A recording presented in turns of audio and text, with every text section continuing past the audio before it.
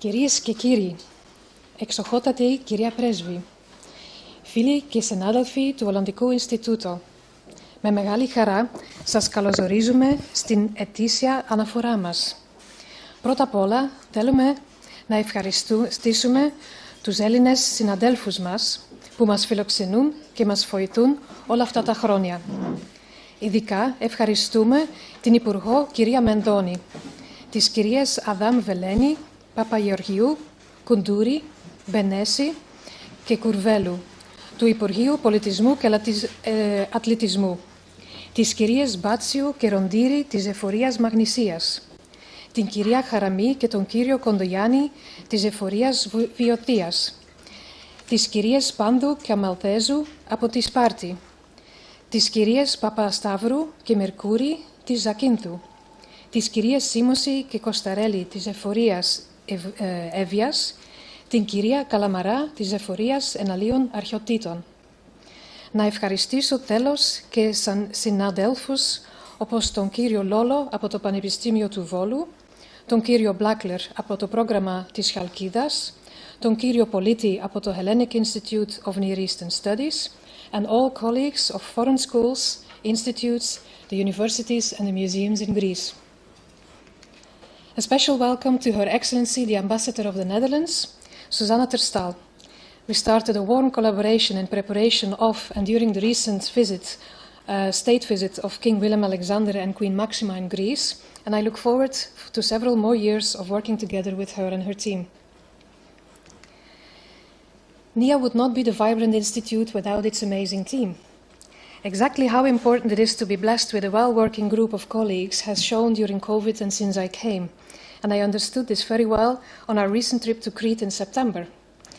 Being all in one place and visiting sites and having time to talk over a great meal was one of the best bonding experiences I experienced. The slide here shows all staff together in front of the site of Gournia. In the front row, we have Panayoti Gasparatos, our accountant.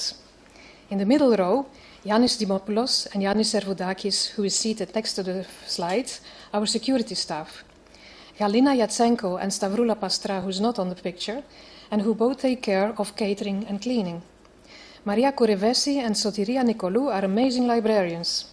Yanni Makris, our building manager and IT first aid.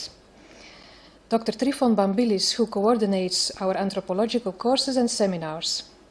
Moving to the back row, we have Willem Ledeboer, Deputy Director and Liaisons Officer, and Coordinator of the NIA activities in Contemporary Greek History and Culture, and Emmy Macri, our Secretary and Coordinator of the Institute's Philosophy events.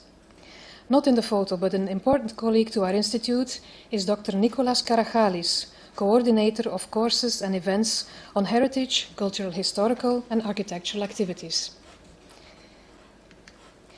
There was a staff change this year. Dr. Winfred van de Put was Director of NIA from 2014 until December 21. I'd like to thank Winfred, who did an excellent job here at NIA, and to Willem Ledeboer, who took over skillfully before I started in March this year. In the hope that I have not forgotten anyone, and I will be forgiven if I did, this annual lecture will give an overview of our activities in the years 2019, 2020 and 2021. We start with a selection of our education activities. Several courses have over the years become a yearly recurrent and popular event. Programs such as Epigraphy with Onno van Neef and Mathieu de Bakker, Greece, Cradle of Civilization with Jill Hilditch, Numismatics with Panos Yosif, New Greek with Mirti Janssen, together with plenty of new exciting courses were programmed for 2020, but were either cancelled, delayed, or took place online. In 21, things were slightly better, and a few courses took place on location in August, October, and December 21, respectively. Through the crisis and necessity, we have all learned a lot, and not only the course participants. Despite the setbacks we have experienced, selected programs are highlighted here. In January 2019, the International Winter School in Jewish Studies took place. Under the title History and Memory in Judaism, the Greek Case, the NIA, in collaboration with Dr. Bart Wallet of the University of Amsterdam, organized a course that taught the students from the Netherlands, Israel and Greece about the history and cultural heritage of the Jewish community in Greece. The course partly took place in Thessaloniki and included an excursion to the Jewish cemetery in Chalkida that contains graves dating back to the 15th century. In 2019 and 2020, Trifon Bambilis organized the 9th and the 10th edition of the course Migration in the Margins of Europe as a winter school. The University of Amsterdam, the Vrije Universiteit and NIA course brought together a number of interdisciplinary social and political science students from the Netherlands, Germany, France, the UK, Greece, Brazil and the US. With the visual ethnography of Cityscape Summer School, the collaboration with University of Leiden Ethnofest and NIA carried on with students from all over the globe, researching and filming Athens through ethnographic methodology and producing a wonderful set of short films about the social life of the city. Most students had never filmed before, and in just 3 weeks they managed to produce such films. In June, July, and again in September of 2019, Nicolas Karachali's organized and ran the 3rd edition of the NWIB and University of Utrecht course, Dynamic Heritage, the City on the Move. In this program, students focus on the relation between cities and heritage.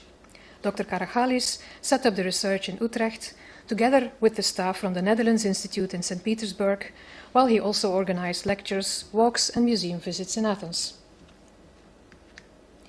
We now turn to NIA's research activities, and we begin with archaeology.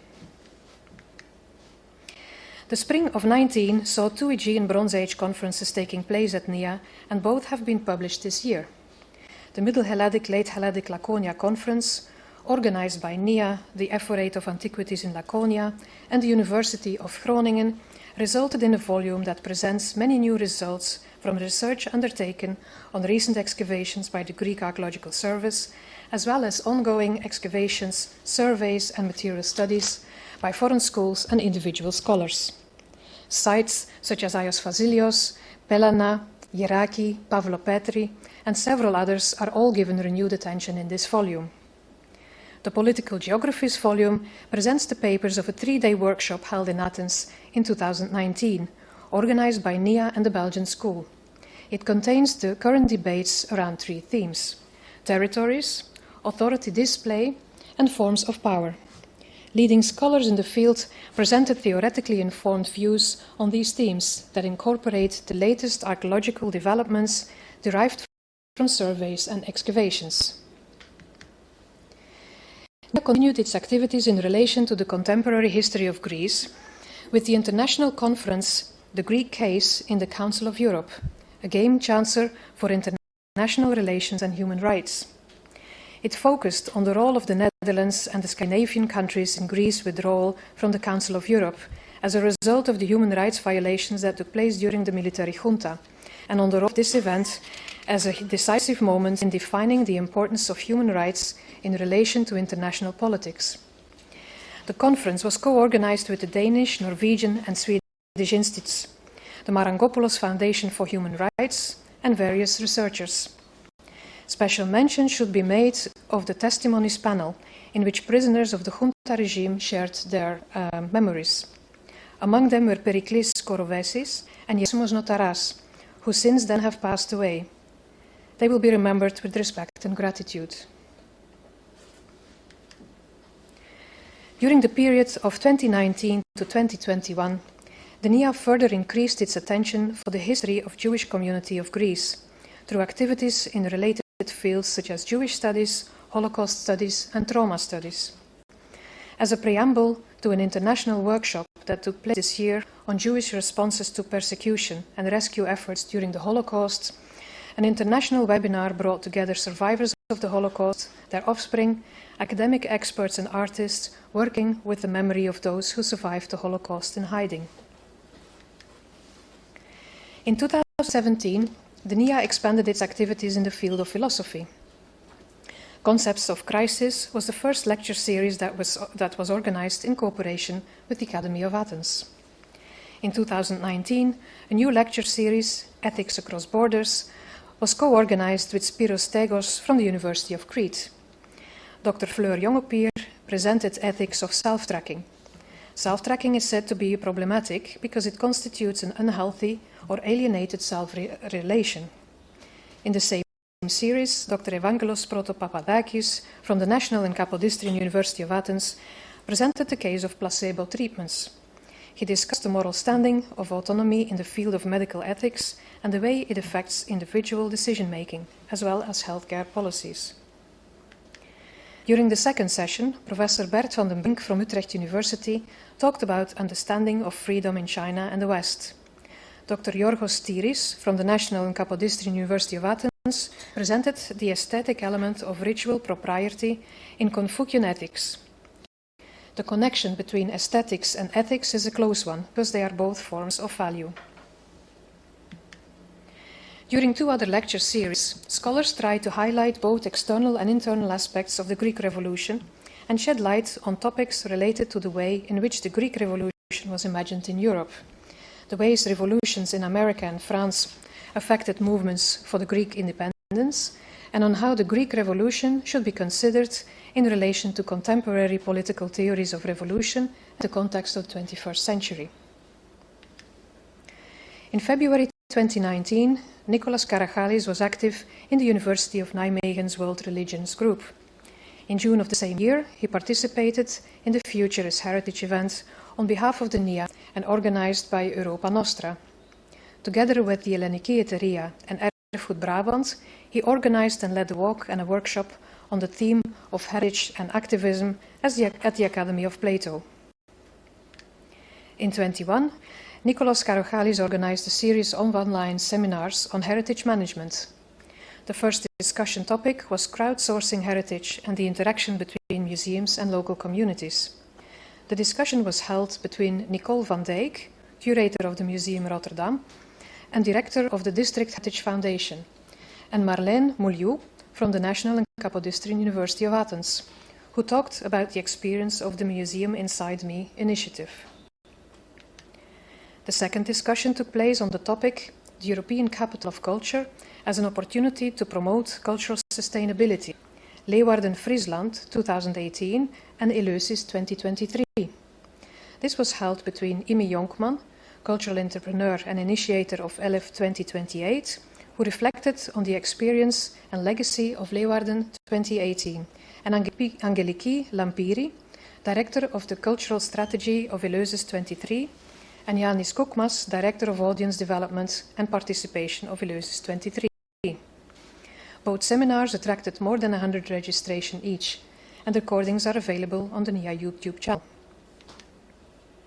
In September 21, Trifon Bambilis organized an international conference on the 200 years anniversary of the Greek War of Independence with keynote lecture by Professor Erik Surger of Leiden University. The conference focused on the perspectives and reactions of the Ottoman Empire in relation to the Greek War, and how the changes and policies of the Ottoman Empire affected the revolution and the foundation of the Greek state. As a year, NIA awarded several grants to young and upcoming scholars. The stipendia help PhD students in their final year. The grants are open to MA students. The resident grant helps people to carry out their research through a short stay at NIA, and the development grant supports MA students to orientate themselves towards a future in academia through the PhD track. Together with the other Dutch research institutes abroad, a new visiting professorship program has been set up since 2021, and in that year, Dr. Jeremia Pelgrom from the University of Groningen stayed at NIA to work on his project, Colonial Strategies of Mediterranean Imperial Powers of the 5th to the 3rd centuries BC. In December, he organized an online conference on that theme and attracted over 120 participants. An update on the library is in place too, since a lot of work has been carried out over the past years. Having accepted the donation of duplicate books from the University of Amsterdam and the donation from Professor Spiros Troianos, our library needed expansion in 2019. Additional bookcases were built in the mannequins room on the first floor, and part of the central library and the donated Troianos collection were transferred there. The personal collection of Professor Troianos counts about 2,000 printed titles in the field of Byzantine studies, including law, religion, literature, architecture, and many more. Top left, we see Professor Trojanus in front of his library at his house, and in the right bottom corner is the monograph series Basilica, with its complete set of volumes. Many of these volumes are now out of print. Since mid-September 21, Sotiria Nicolaou is in charge of cataloguing the Trojanus material. We want to thank here warmly the Groningen-based Rechtshistorisch Fonds for funding the process of making the Trojanus collection accessible for students and scholars of the Byzantine period, and to Daphne Penna from Groningen University, who made all of this possible. Due to limited space for our own growing library, more reorganization took place in 21. Duplicate books have been donated to other archaeological libraries, while several sections of the library have also been housed in the Director's Office and in the NIA Front Office. 2021 also saw the new issue of ARS being published. We now turn to the fieldwork projects from 2019 until 2021. We start with the excavations at Magula Plataniotiki under the direction of Vladimir Stissi, Vaso Rondiri, Yanis Lolos and Sofia Voutsaki. Vladimir Stissi reads as follows. After survey and exploratory excavation, systematic excavations at Magula Plataniotiki, probably the site of ancient Halos, had started in 2018. In collaboration with archaeologists from the Effort of Antiquities of Magnesia, teams from the universities of Thessaly, Groningen and Amsterdam are excavating 2 trenches. The goal of the current excavations is to clarify the nature and chronological development of habitation on the site. In order to do so, one trench focuses on a Hellenistic domestic area and one on a classical structure of as yet unclear function. The latter is excavated by teams from the University of Amsterdam. This report covers the one-month excavation seasons in June, July 2019 and August 21. During the 2019 season, 3 trenches excavated in 18 were joined, revealing an overview of the east end of 2 long and narrow building blocks with a northwest-southeast orientation, consisting of a double row of more or less identical rooms, divided by a narrow alley and confined by a wider northeast-southwest street, bordering the east edge of the site. Geophysical research indicates that much of the northeast part of the site was filled with a series of such structures. This typology does not fit known housing of this period and may indicate a commercial function. During 21, the trench was extended and deepened, offering more details of the subdivision of the blocks and chronological developments. There are signs of several restructuring phases, which seem to date within the first half of the 4th century BCE. Even the deepest point of the excavation appears to be of a late 5th century level. If the site is indeed ancient Halos, this would place all the remains shortly before the destruction of that site and the deportation of its inhabitants by Parmenion in 346 BCE. A preliminary synopsis of the stratigraphic architectural evidence leads to a distinction of 3 or 4 main phases with subphases. In the final phase, a north-south and east-west oriented rectangular structure was erected on top of the abandoned layers formed over the old remains. 3 loose parts, consisting of irregular thin, flat-lying slabs, were excavated. Unit 6509, Unit 6578, unearthed 2.5 meter further north along the same line and preserved for about 1 meter. To the northeast, at the same level, but placed at a 90-degree angle, lies 6473, preserved for about 1.6 meter. All this seems to be part of a single rectangular structure, damaged by looting of its stones. Likely, the flat slabs formed a base for narrower foundation walls in stone or mud brick. Similar foundations have been noted in the Hellenistic city of Halos and in monumental structures unearthed in Trial Trench 3 at Magula Plataniotiki. It is tempting to connect the structure to the similarly oriented Hellenistic houses excavated in the northwest part of the Magula, and the apparently connected structures visible west of Trench 6 in the geophysical images. However, the associated pottery finds are scanty. Being close to the surface, the stratigraphy is quite disturbed.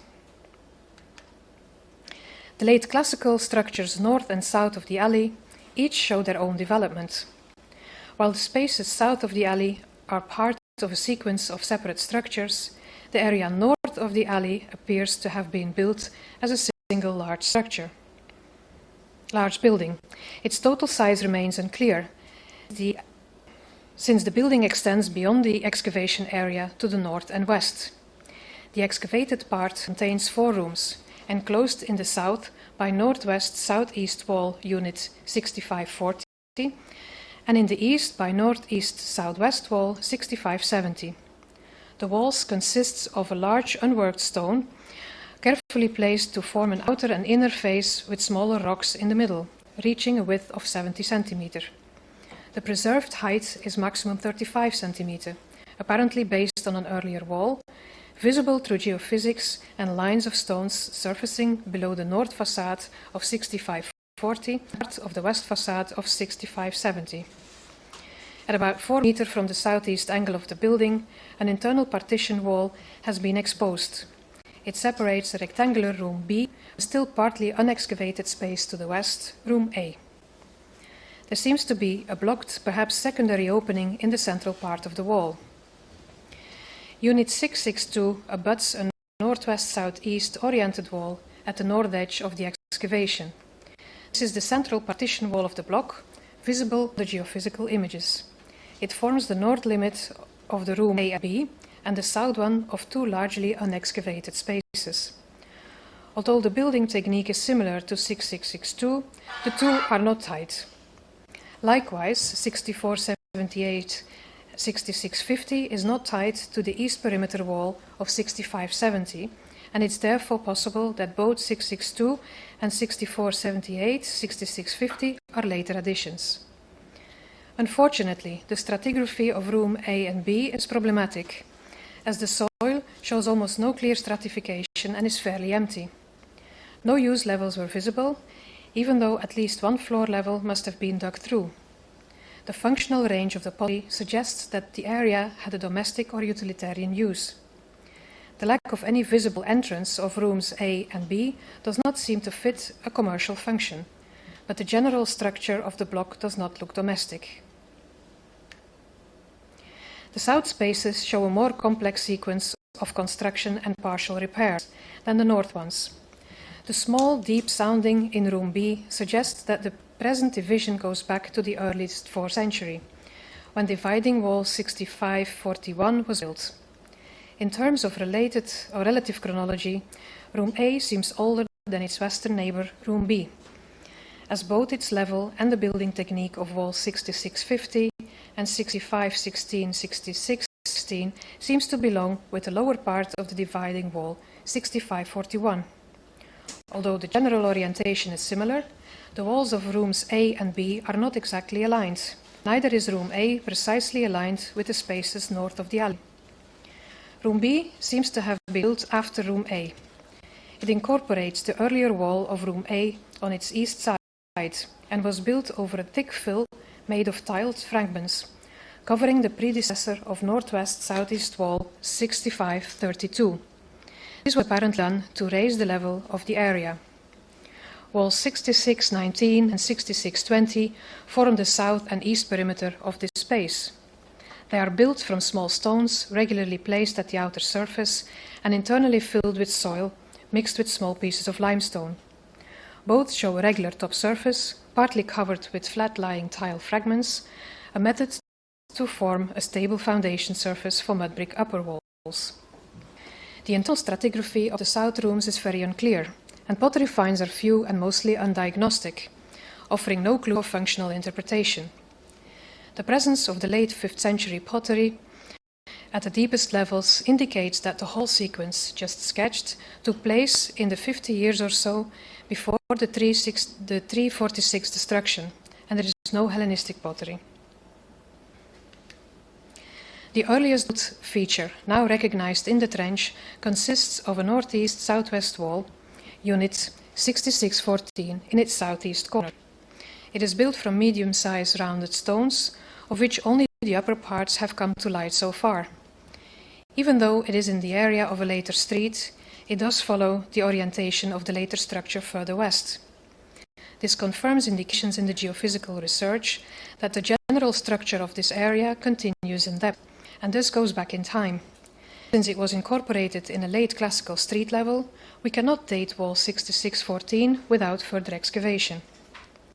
To conclude, the work in 21 confirmed and refined the results of geophysical exploration and the previous seasons regarding the urban structure of the area. While the northernmost of the two building blocks excavated seems to belong to a single large structure, the southern one comprises separately built and less regularly positioned rooms in a more complex sequence.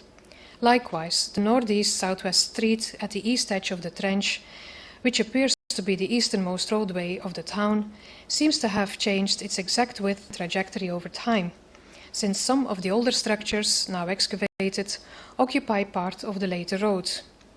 Although the general lines have become clearer, the use of the excavated spaces remains unclear, and much of the phasing still needs refinement, which we hope to attain in the coming years. We move to Evia, where Juanita Vroom from the University of Leiden directs, together with Mrs. Simosi, Ms. Costarelli, Andrew Blackler, and Dino Politis, the survey project Hinterland of Medieval Chalkida since 2021. This survey project aims to gain insight into the long-term changes in habitation, land use, military organization, and socio-economic structure of the hinterland of Chalkida, and its wider commercial and industrial links during the Byzantine, Latin, and Ottoman periods. The city of Chalkida is important because in the 14th and 15th centuries it was the administrative center of the Venetian territories in the Aegean, and then following its capture by the Ottomans, their capital of central Greece, or the Sanchak of Egribos, until 1830. This is a joint project between NIA, representing Leiden University, and the Hellenic Society for Near Studies, and the Ephorate of Antiquities of Evia. And it may well be the first survey of this type to focus exclusively on medieval and Ottoman periods. This slide shows the survey region of the Lilas and Mesapion river valleys and some of the 10 sites designated for intensive survey.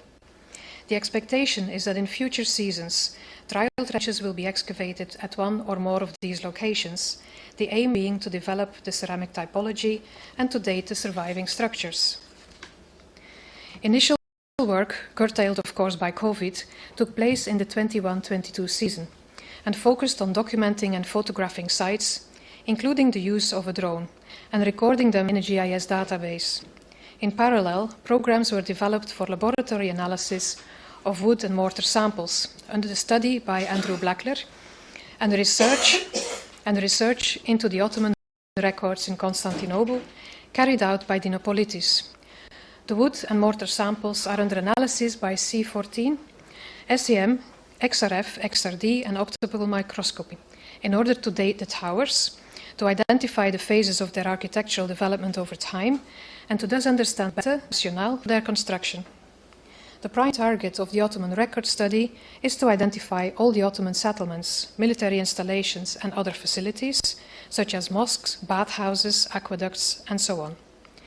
Beyond this, the team hopes to understand better the agricultural, industrial, and commercial economy during the Ottoman period. As part of the HMC project, the Hellenic Society for Near Eastern Studies was awarded a grant in 2022 to study the more than 7,300 Ottoman period Turkish documents related to Egribos or Chalkida. The results of the wood and mortar analysis and of the Ottoman record study will be reported on in 2023. Our colleagues of the Vrije Universiteit Amsterdam, under the direction of Jan-Paul Krielaert, were active in the south part of Evia over the last few years. Their work concentrated mainly on study. At Karababa, their study campaigns of the archaic to the late classical sanctuary and cultic landscape has now been published in Babesh 95. Further study campaigns have been conducted at the sites of Plakari and Buros Kastri in the framework of the Southern Evia Sea and Land Route project.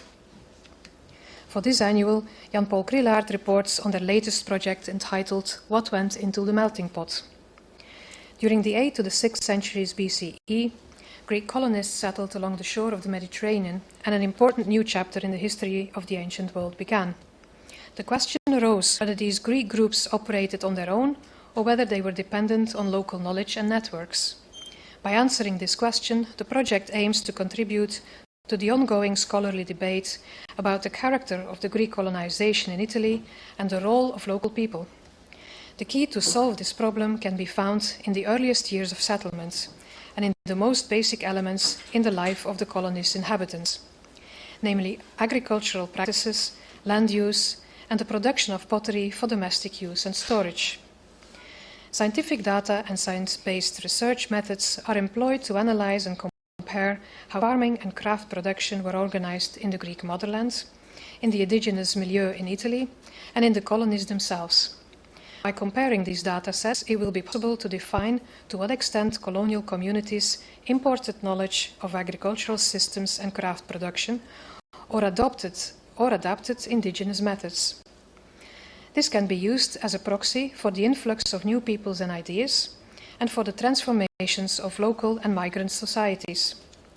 This project provides a new perspective on the beginnings of ancient globalization, founded on several cornerstones, such as new theoretical insights, transdisciplinary synergy of bioarchaeology, landscape modeling, and scientific analysis of ancient craft products, and international scholarly collaboration. The work carried out from 2019 to 2021 consists of the coring of soil samples in Naxos, Corinthia, southern Euboea, and the central Euboean Gulf region in Greece, and in Magna Graeca at the coastal sites from Taranto to Syris. Pottery analysis from both Greek mother cities and other cities in Greece that act as comparanda, and also from Italian sites, both colonies and indigenous sites, and sites with mixed Greek habitation, has been carried out. This entails the macroscopic, chemical, petrographic, and SEM studies of the pottery remains. At the same time, archaeobotanical analysis of both legacy and original data has been carried out or is in process. Results will be reported on in the near future. From the Leiden-Cambridge Boeotia project, John Bintliff reports as follows. Between 2019 and 2020, the team completed the last fieldwork at the city and countryside of Hyetos in North Boeotia, which will form the third final monograph regional project. The city is the elevated hill in the lower right of the aerial photograph, next to its fertile plain. Our surface ceramic survey and geophysical survey by Apostolis Saris has revealed Greco-Roman city plan. Alongside these approaches, the team deployed soil geochemistry. Here we see the various soil sampling locations within the city area. Trace elements linked to the intense human activity, such as copper and lead in colors orange and red, are very enhanced across the city in its center and east, whereas elements tied to the local geology, such as nickel in green, are very weak in these areas and high in the extramural west, but also intriguingly in the outer western city suburb. The explanation reflects the long-term occupation history of the city. In Greek times, it reached its widest extent as seen in the ceramic plot on the right. Then, by Roman times, the town contracted and abandoned its west suburbs, seen in the image on the left. Trace elements, mirroring intense human activity, are thus the strongest in the east and center and weaker in the west, allowing the bedrock influence in soil to increase there. This geochemical research has been published in 2022 by John Bintliff and Patrick de Griese of Leuven University in the Journal of Archaeological Science. A second urban project has been running from 2021 at the ancient town of Haliartos in central Boeotia. This is called the Haliartos House Project. The team's ceramic survey was carried out during the 1980s, succeeded by a large-scale geophysical survey completed by Apostolis Saris in 2016. Since 2017, this was followed up by a city wall survey by Lieve Donnellan of Melbourne University. In 2021, a team from Roma Tre University, led by Emery Farinetti, mapped the well-preserved surface traces of the final Hellenistic lower town. Destroyed in a day by the Romans in 171 BCE, it was never resettled. So with its thin soil, it has something of a Pompeii or Olintos potential for mapping an ancient town at a single point in time. The architectural survey links the subsurface geophysics to the surface wall traces to plot the street plan, the insulae or sea blocks, the houses and their internal structure. These details are being taken further by Chiara Piccoli of Amsterdam University to create a virtual reality model of the Hellenistic town, building onto the city architectural plan required by the Greek geophysical team and the Italian field mapping team. A detailed report of the Bioscias project research from 2016 to 21 will appear in forthcoming volume of Pharos. Finally, at Yeraki in Laconia, Mieke Brent and her team conducted a study campaign in 2019. In 2020 and 21, at the level of public outreach, the collaboration between the team of Mieke Brent with Maro Anastopoulou from Panaya Pictures continued on the documentary entitled 1,000 Square Meters of Time. The film project was funded by the Greek National Television and by NIA and has received several awards. For many years, researchers have been working every summer for a 6-week period in their excavation pit and in their rooms, in their study rooms, observing and being observed by the local community of Yeraki. Yet it seems that archaeology is not only a matter of dealing with ancient remains, archaeology also has an actual impact on people's lives. Between olive trees and stones, and in these harsh landscapes of the South Mediterranean, archaeologists, along with the people of Yeraki, add their own layer of time to the eternal quest for understanding the past. The final editing of the documentary was delayed but became available as a film in 2022. We show you here its beautiful trailer.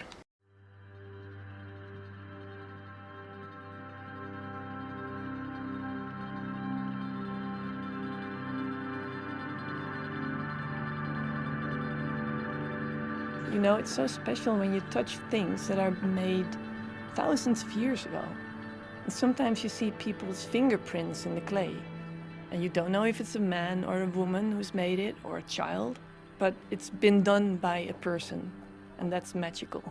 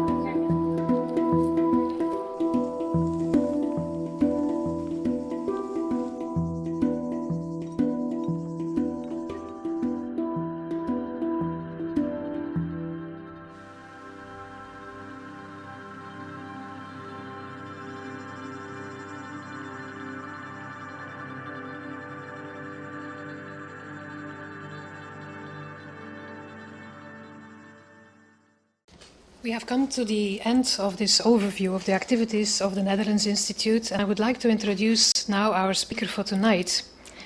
Trained as an archaeologist and geologist, Dr. Jill Hilditch is Associate Professor at the University of Amsterdam and specializes in the Bronze Age Aegean and in ceramic studies.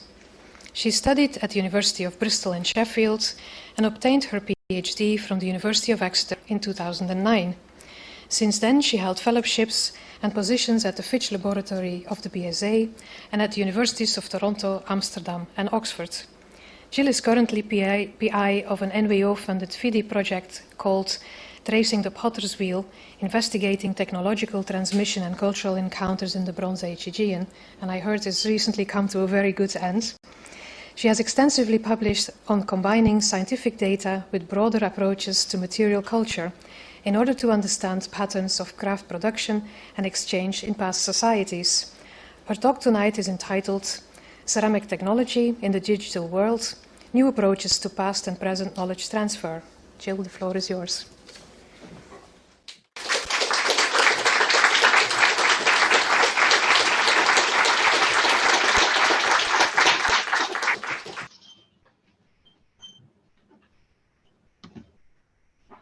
We'll go full screen. and I already saw some names of some shared nerds on Zoom, so I'm remarkably reassured. It's lovely to see people in person. Goedenavond, kalispera, and good evening. Hello. I was last at NIA in 2019 with the Tracing the Conical Cup exhibition that our Tracing the Potter's Wheel project brought, just after we had been to the Heraklion Archaeological Museum. A big welcome to friends and colleagues and Her Excellency, the Ambassador for the Netherlands. It's with great pleasure that I present, I would say the next step, but in reality it's the final step, which is always, it's always terrifying at the end of a project to have to admit that basically the money has run out. And this is particularly bad at the moment because it feels as if the years 2020 and 21 simply disappeared in a puff, never to return.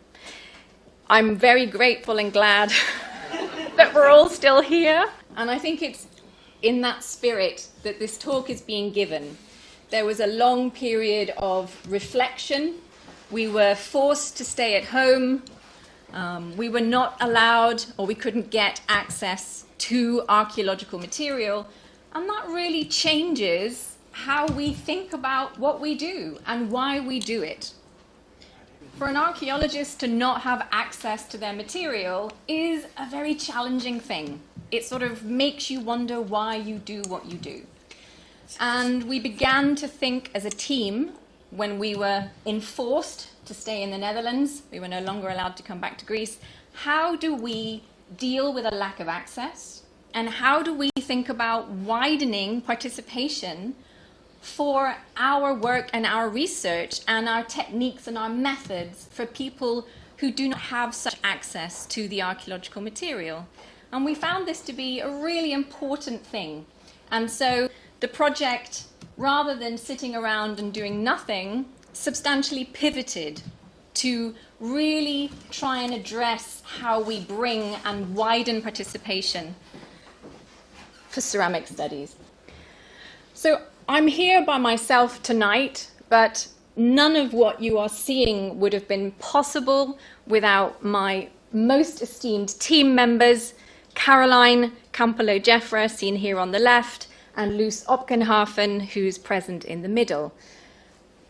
Almost nothing that I'm going to show you would have been possible without their innovative research, their enthusiasm for the project, and their massive amounts of technical support along the way. So what I will do is give a very brief introduction to the Tracing the Potter's Wheel project, but I should also forewarn that tonight is not really a night of results. It's a night about process, and it's a night about technology and all its many flaws. And I think that's quite important because I would like to show how the technology has allowed us to achieve these new goals of widening participation. Our approaches as a team are quite varied. Caroline Campolo-Jeffra is an experimental archaeologist who did her PhD on wheel-made ceramics from Crete and Cyprus in the Middle Bronze Age and early Late Bronze Age. And Loes Opkenhafen is a digital archaeologist, and we managed to pull her away from the world of 3D architectural reconstructions and bring her into the world of the shared nerds and to think about ceramic objects. And I have been working, as Anne said, for quite some time on issues of ceramic technology, particularly provenance, and the reconstruction of communities of practice in terms of making ceramic products within the Bronze Age Aegean. And the project was really designed to show how all these different aspects need to be integrated in order to think about ceramic technology in a meaningful way, and also how we communicate those results in a meaningful way. The aims. We really wanted to focus on the Tracing the Potter's Wheel project on the transition between wheel coiling, where you have a coiled rough-out vessel which you place on a wheel, and you use rotative kinetic energy in differing stages to join, shape, and thin your pot. And then we also looked from the transition into wheel throwing proper. So, the first aim of the Tracing the Potter's Wheel project was to focus on the transition from wheel coiling technique to full wheel throwing. We felt this was a technological shift that was very poorly identified or understood in the archaeological record, and there was a lot of fusion in the literature that seemed to gloss over this transition and to avoid the actual identification of wheel throwing by simply using the term wheel made. So we felt there was huge potential here to look into this horizon in more detail, to understand potentially when and also where this transition was taking place. In order to achieve this, we brought in Caroline Skills, who made an experimental reference collection of both wheel-coiled pots and wheel-thrown pots. And we also went to 3 archaeological sites to look at published material from the later Middle Bronze and the Late Bronze Age period, particularly in the phases associated with Minoanization and Mycenaeanization throughout the Aegean. So that was the plan, folks, and then COVID hit. And the pivoting that I was mentioning earlier really forced us to reassess how we were going to achieve our original goals and how we could mitigate the problem of not having access to the materials that we wanted to reach, and also, if we couldn't get access, how were we going to share that knowledge and allow other people to join in with us in carrying out similar types of activities? So widening participation in the practice of identifying ceramic forming techniques became a priority for us. This was achieved through the creation of clear and accessible workflows for the methods and techniques that we chose to use as a team. And it also allowed us to be very conscious about the data sets that we were producing and how we would work with them and how we would store them. And this is quite important because if you want people to use your data and to use the techniques and approaches that you yourself wish them to bring as a comparative data set, you need to provide very high quality data sets and high quality training in order to produce good comparative data. And it was Luce Opgenhafen who began to go down the path of a reflexive approach. And she began as a digital archaeologist with training in the fine arts and as an archaeological illustrator. She began to notice lots of parallels between her own practices, how she worked with objects and how she was learning new technologies, and the case study that she was working on for her PhD, the idea of the wheel forming in the Aegean. And the idea of communities of practice and contexts of learning and success and adoption felt to her to be incredibly relevant as a modern parallel to these processes in the past. So I think we didn't do too bad a job of making the best of what was a truly horrible situation back in 2020 and 21. And I'm going to spend the rest of this talk sharing those technologies and techniques with you to show you the full range of what we were able to adopt and embrace. You can judge how skillful we became at the end of the talk, but I think it's a really nice way of highlighting how new technologies can shed light on old technologies. These are the 3 archaeological sites that we chose for our study. And as I said, we focused on late Middle Bronze into late Bronze Age levels. We are incredibly grateful to Professor Jim Wright and Dr. Mary Dabney for allowing us to attend the site at Zungiza, which is held in the NIA Archaeological Museum. At Akrotiri, our thanks go to Professor Christos Dumas and Dr. Irini Nikolakopoulou for their continued support of our research. And at Knossos, a big thank you to Dr. Kostis at the Study Centre for allowing us into the Stratigraphic Museum to look at the material from the unexplored Minoan Mansion and the South House deposits. So, what I really want to talk about is the concept of a technological toolkit. We're quite used to thinking about craft activities and ancient craft object productions from a tools and a technique perspective. So this was how we chose to look at our own practices as archaeologists. The archaeological knowledge production that we undertook started off at the data collection, moved through the analysis, and lastly, I will take you through how technologies, digital technologies in particular, have been key for us to communicate all of those results. So I'll think very briefly here about data collection across the 3 different specializations of the team members.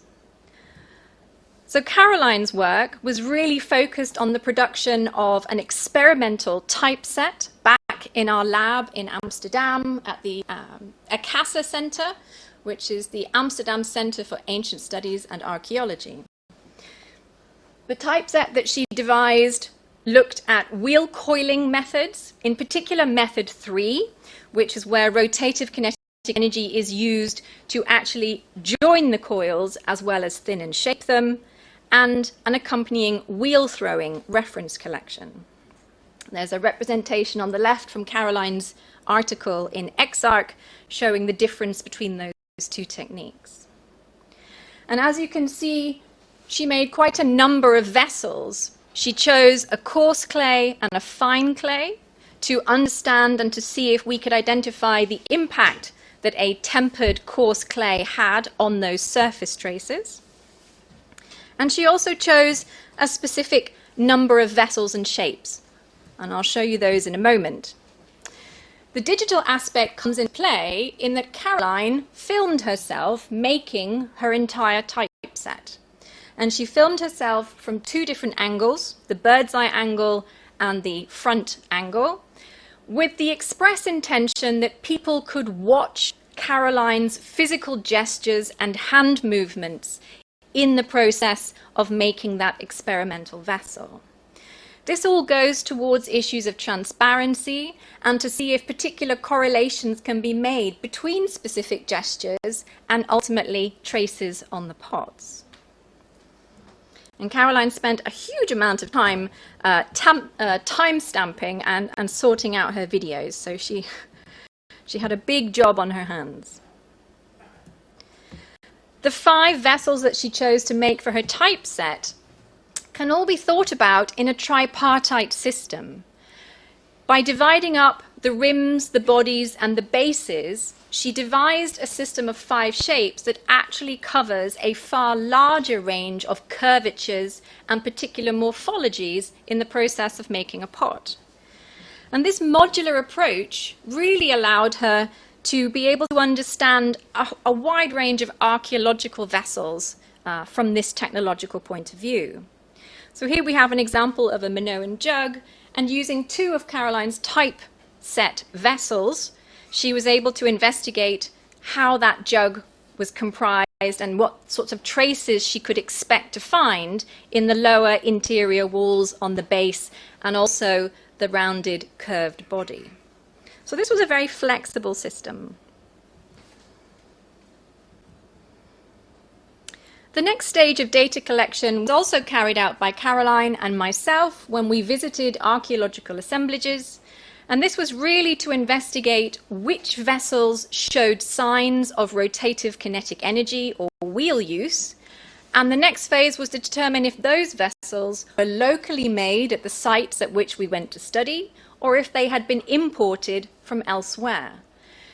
This is a really key thing for understanding whether a technology is being used in situ or whether it's only present at a site through imported vessels from somewhere else. A technique such as the pot wheel, which is not visible in a finished object, you have no idea about how a wheel is constructed or how to use it when you hold a finished pot in your hand.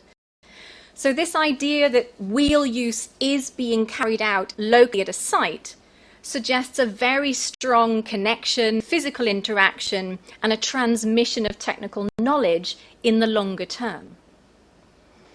So Caroline's data collection really focused on the use of digital photography, high resolution, with directed or controlled light to really bring those surface features and micro traces to the surface, to be able to see them nice and clearly.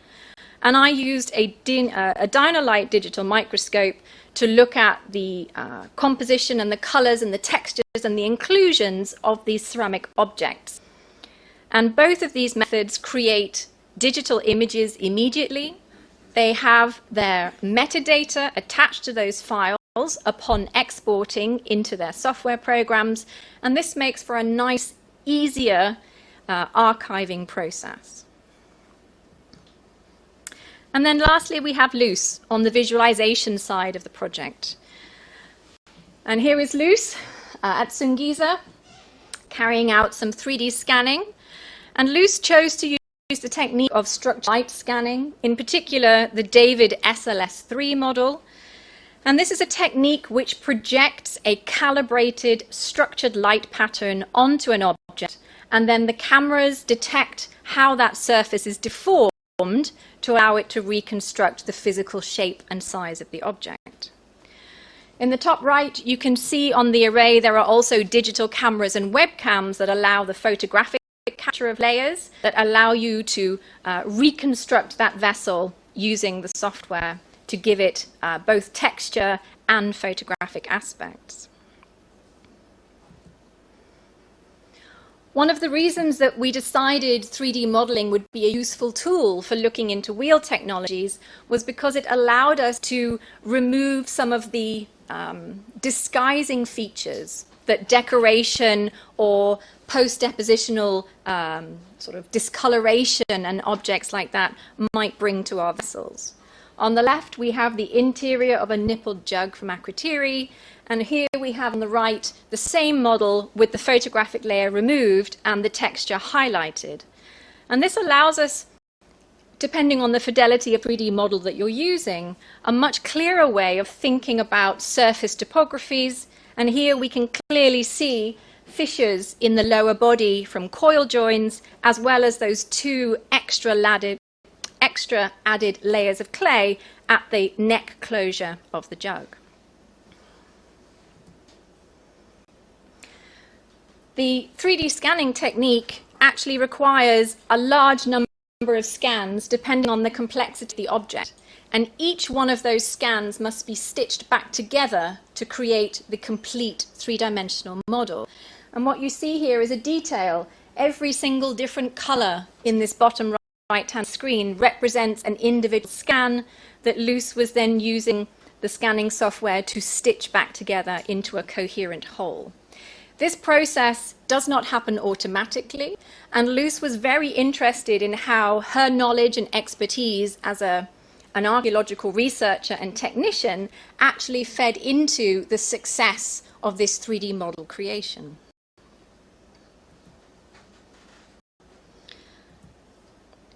We also wanted to use our 3D models from an analysis point of view. They are incredibly valuable from a visualizing point of view, but we found that there were added applications that we could use them for that gave us additional value in our process. And that's something that Caroline has called heat mapping. And this is where we can use the 3D model to think about the assessment of wall thickness across the vessel, which can be quite distinctive depending on the technique of production. And I have a small video here. So this is the heat map for a wheel-coiled vessel, which shows quite nicely the types of wall thickness discontinuities that you might expect from underlying coils that have not been completely joined and thinned in a very homogeneous way. If we contrast that with a wheel-thrown pot, we can see that we have a much more homogeneous standardized or sort of solid banding of thickness that seems to attest to this type of construction method. So we are in the process of exploring this with our archaeological data, and we hope to have a paper about this coming out quite soon. And lastly, but far from least, is the communication. Once we've undertaken our data collection and our analysis, and we have some ideas about how things are working, how do we communicate that? And who do we communicate it to?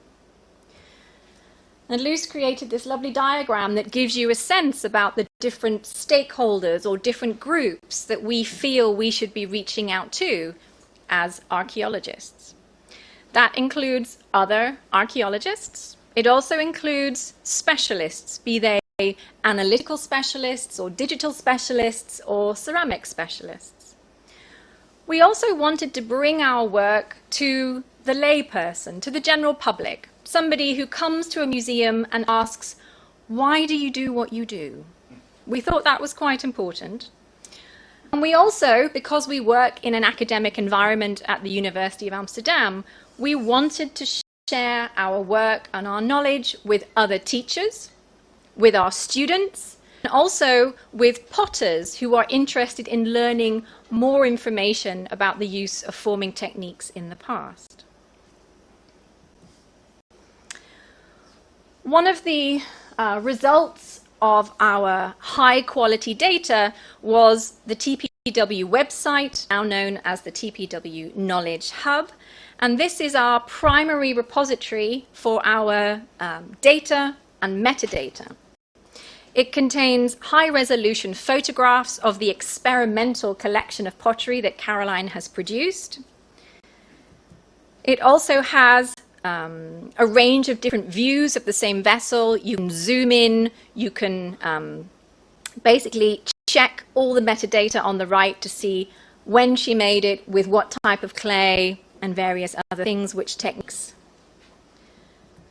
And as we move down the side of this bar here, we also have the 3D models of these experimental vessels stored alongside the high-resolution photography.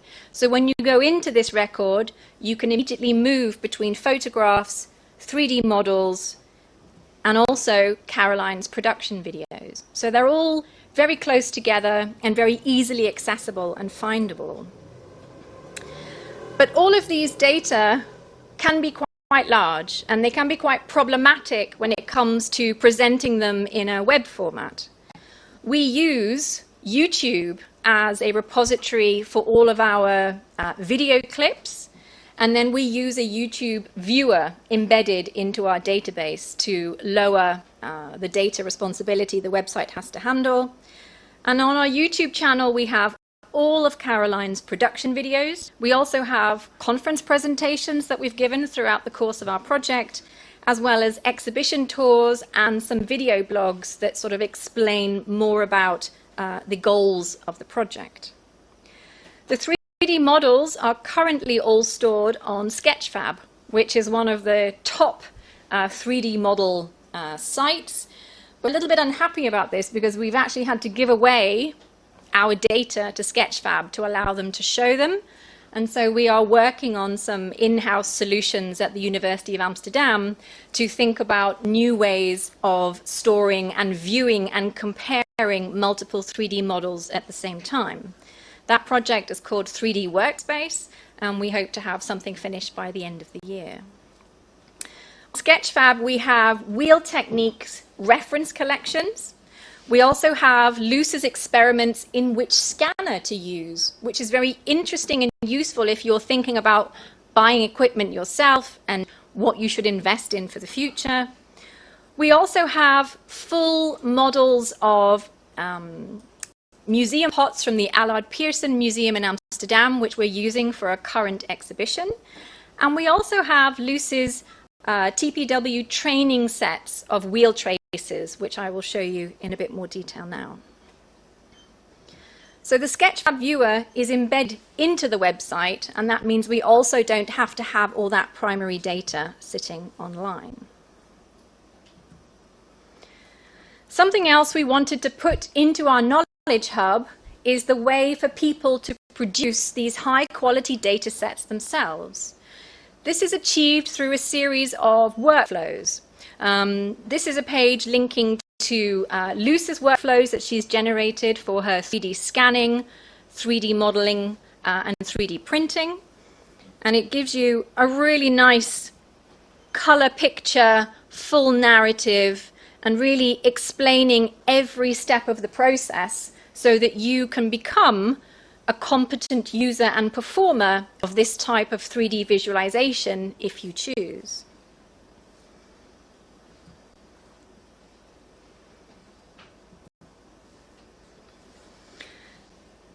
Luce also is an educator working at the Saxion University of Applied Sciences in the Netherlands, and she quite regularly uses 3D modeling and printing to be able to discuss her work with her students.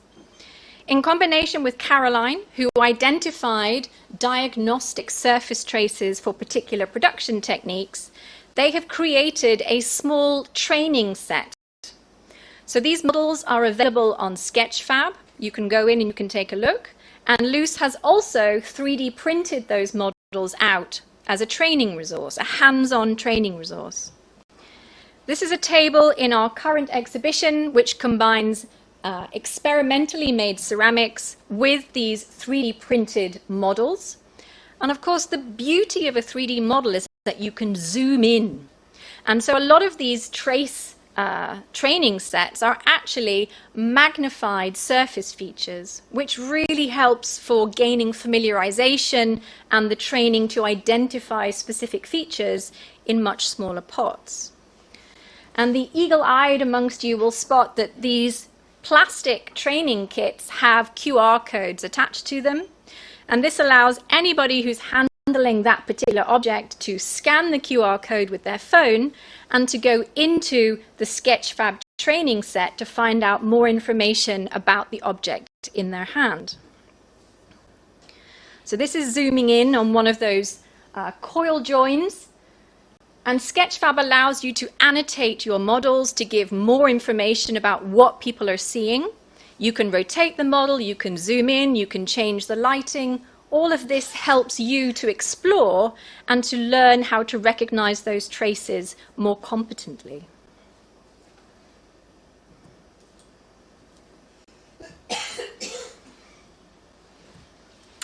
And then lastly, I'd like to talk about the digital components that we have combined into our exhibitions. And we were last in Greece in 2019 for an exhibition tracing the conical cup. For those of you at home, you missed all of that at the beginning, I'm sorry. And we did a very strange thing. We went to the Heraklion Archaeological Museum and we put on an exhibition that was entirely devoid of archaeological material. It was a bit weird. And people were a bit unsettled by it.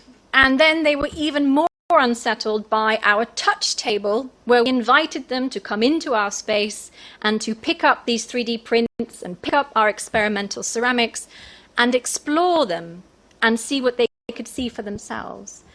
And so we decided that we needed to do more of this. People should feel less weird about picking stuff up in a museum if it's designed to be picked up. So how do we make that particular activity more accessible and more comfortable for people?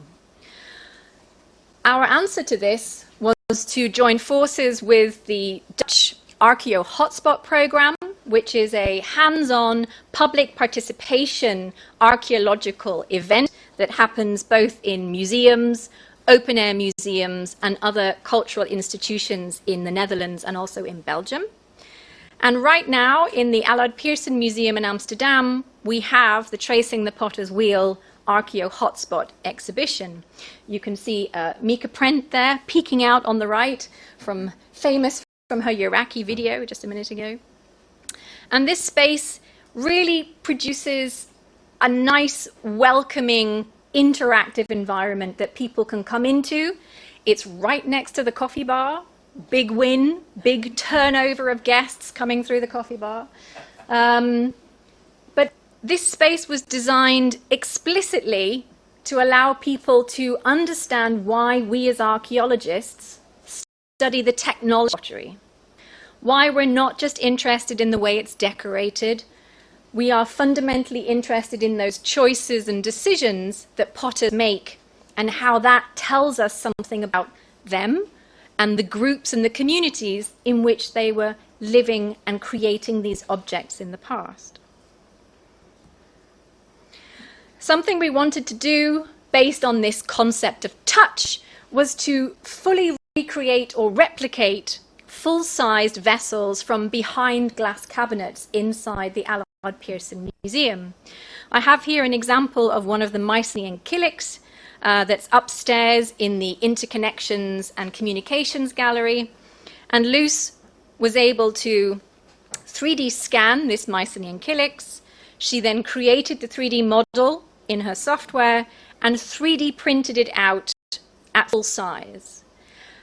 We know this is not the right color, and we know it's not the right weight, but that's not what it's there for. It's there for people to touch and to feel those surface traces that are preserved on the surface of the vessel. And there's something really nice about encountering an object that's not behind glass when you're walking through a museum.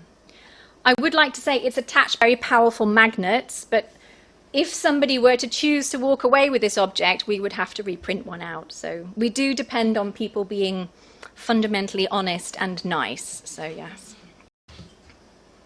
We have 6 of these replicas throughout the gallery of the Allard Pearson ceramic collections.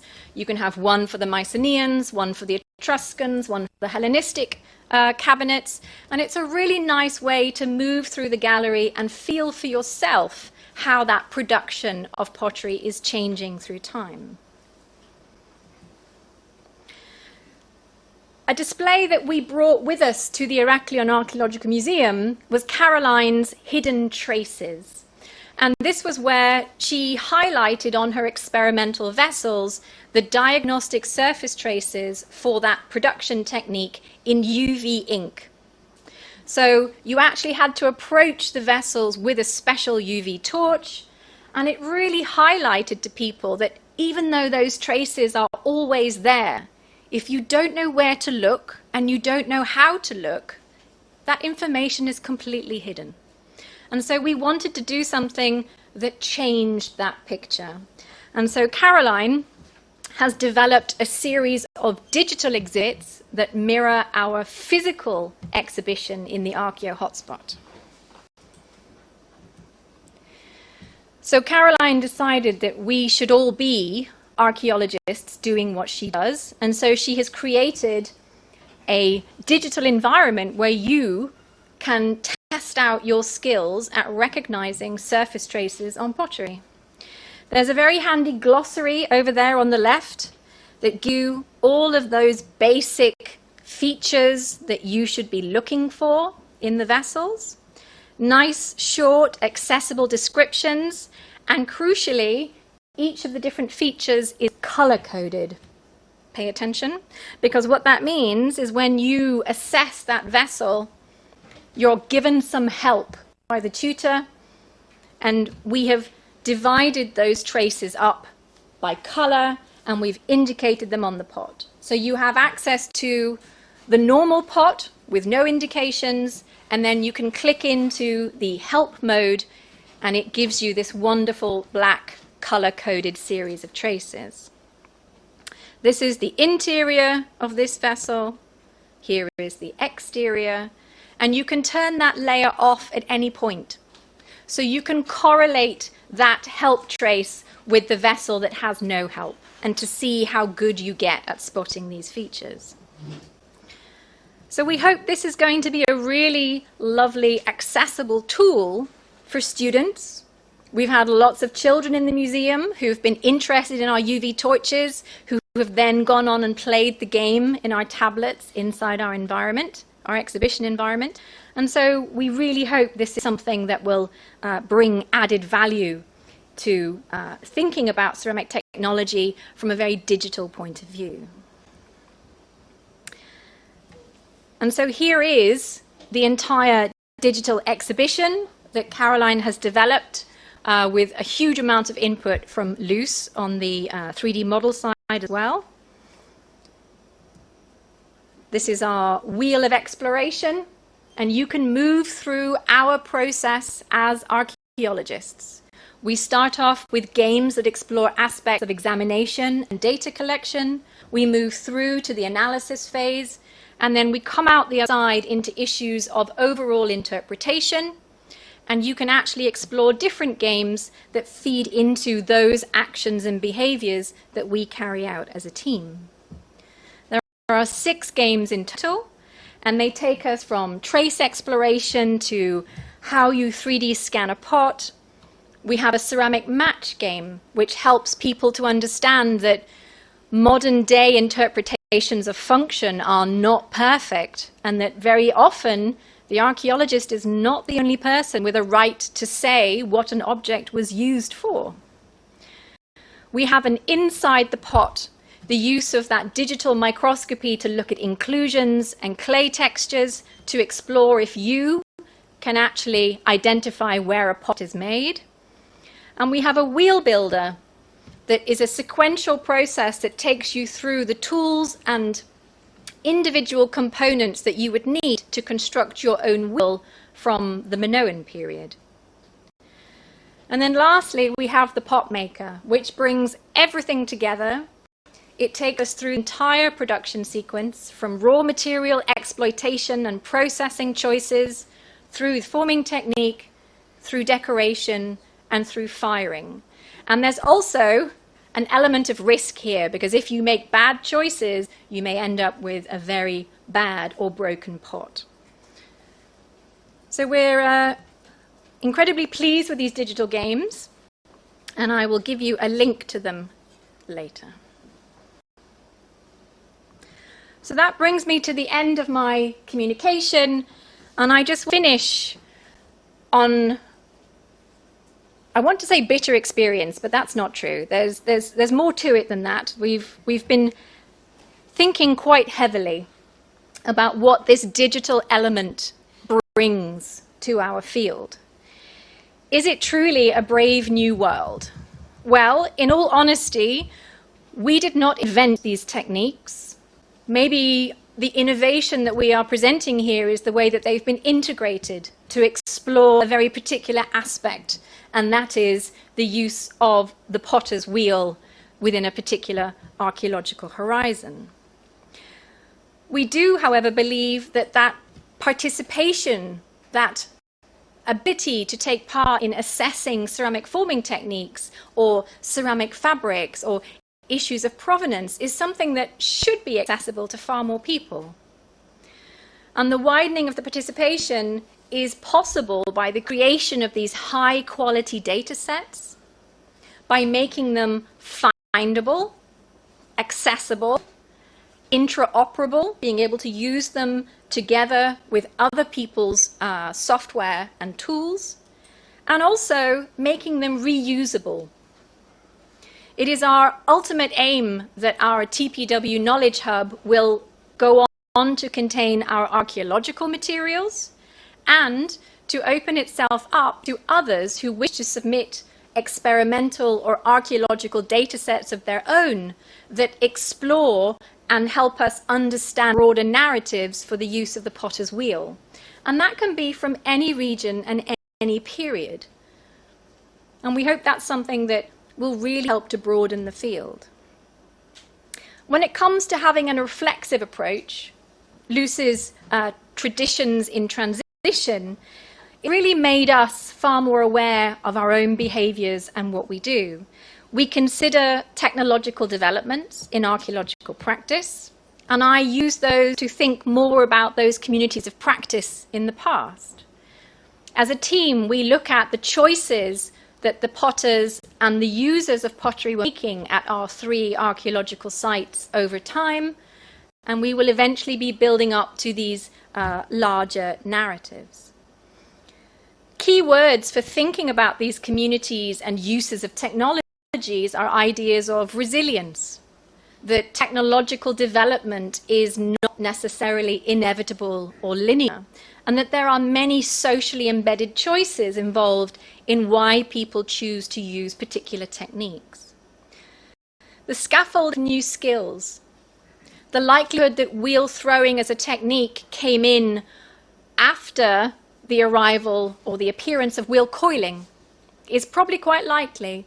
If you coiled a pot, you would be far more likely to start with that when integrating a new technology such as the potter's wheel, rather than simply transitioning in a very discontinuous way from a coiled pot to a lump of clay on a rotating device. And how people choose to make that decision to change and how that technical knowledge moves through those communities of practice is something that we hope our comparative data sets will allow us to answer in time. But there are always challenges as well as exciting future directions. And even within the space of this project, there has been a technological compatibility challenge and even obsolescence. The scanning unit that Luce chose for our project, the David SLS3, has become the HP ProScan S3, and even that now has been discontinued. Luce has generated an entirely new workflow that allows new choices and how to use the data that we have generated to be translated into new devices in the future. New ways to publish and disseminate archaeological information. Sketchfab is popular for a reason, because it is phenomenally difficult to bring 3D models to the public's attention, and archaeological journals are somewhat behind in terms of how to bring that type of data set to even the archaeological public, let alone the general public. Long-term storage for models and archiving is a serious issue, and for the publication of Tsungiza and Knossos and Akrotiri, we are in the process of trying to figure out the best way to achieve the publication of those models. It's also a very complicated process of permits, because digital models are relatively new on the scene, and there's a lot of misunderstanding and confusion and unfamiliarity when it comes to applying for the right permits with the right people at the right time. And this is something that we drastically underestimated to our detriment, which is why we do not have archaeological material in our knowledge hub currently. But we hope that will change in the near future. So, I'm going to finish on this slide, and we're going to explore the wonders of technology together, because if you get your mobile phones out, you can scan this QR code and you can visit our digital exhibition yourselves. You can play the games on your phones, you can play them on your laptops or your desktop computers at home. And we also have some laptops up in the reception area that you can explore some of these games. And for the people at home on Zoom, I will type this link into the chat so you can click on it at home as well. The digital exhibition goes alongside the physical Archeo hotspot, which is running until the end of this weekend in Amsterdam. If you're in Amsterdam, I'd like to tell you that Het Parool have chosen it as one of their top 10 tips for the weekend. By all means, go along, take a look. I'll be there on Sunday, Aegean Airlines permitting. So yes, it is a brave new world in that respect, lots of moving between. But we very much would like you to experience these games and to send us your feedback and tell us how you found them, what the benefits or what some of the difficulties were of playing around, and potentially what you might feel that you've learned about ceramic technology by taking part and interacting in this way. So, Anne, thank you very much.